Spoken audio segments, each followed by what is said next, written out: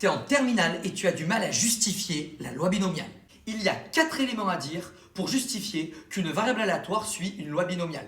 Et si tu ne les dis pas, tu vas forcément perdre des points au bac. La première chose à dire, c'est que l'on répète de manière identique et indépendante une épreuve de Bernoulli, c'est-à-dire une épreuve où on a soit un succès, soit un échec.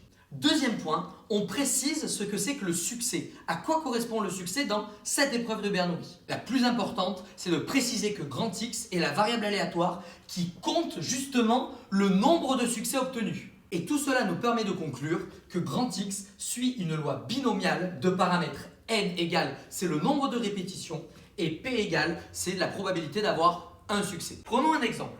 Si je lance un dé non truqué 10 fois et que je souhaite obtenir à chaque fois le nombre 4. Donc, je suis bien dans une répétition identique et indépendante d'une épreuve de Bernoulli qui consiste à lancer un dé et dont le succès est j'obtiens 4.